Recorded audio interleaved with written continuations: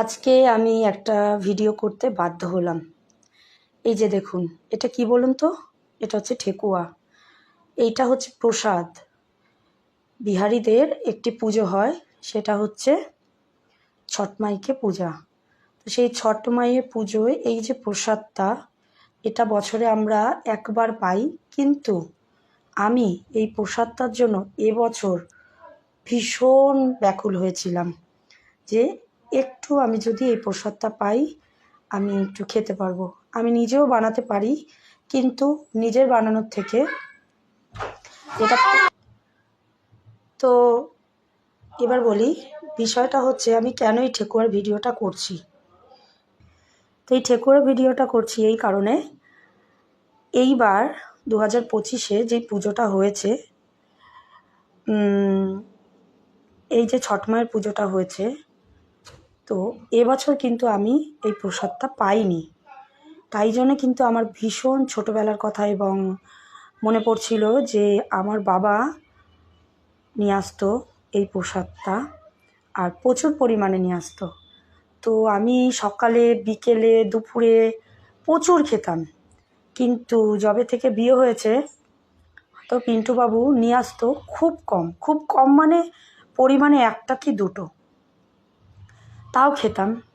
কিন্তু ছোটোবেলার কথা মনে পড়ে যায় যে বাবা এত ঠেকুয়া নিয়ে আসতো যে সকালে, বিকেলে, দুপুরে খেতাম। এখন হয়তো সেই পরিমাণে পায় না, তবে এই বছর আমার বাবাও কিন্তু আমাকে দেয়নি ঠেকুয়া।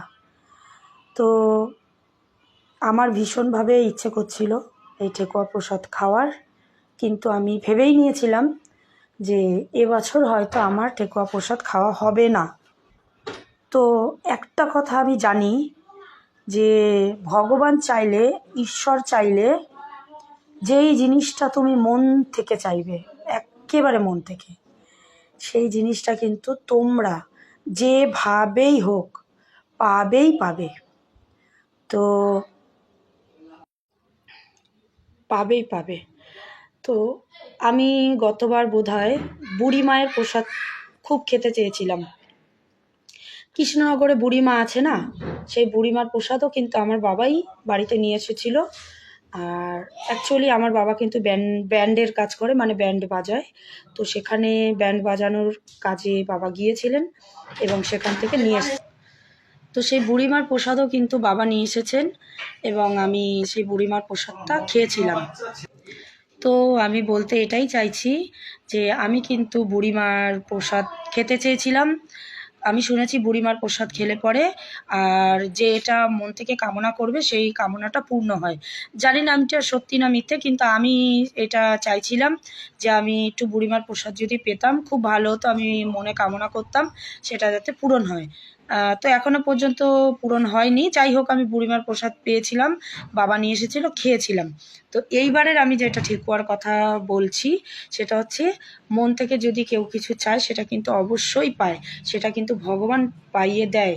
তো এই যে ঠেকুয়াটা আমি মুখে দিলাম, তো এটাই বলতে চাইছিলাম যে রাজীবের বাবা মানে পিন্টুবাবু প্রতিবারই নিয়ে আসে একটা কি দুটো, এবারও নিয়ে আসছে 4টে।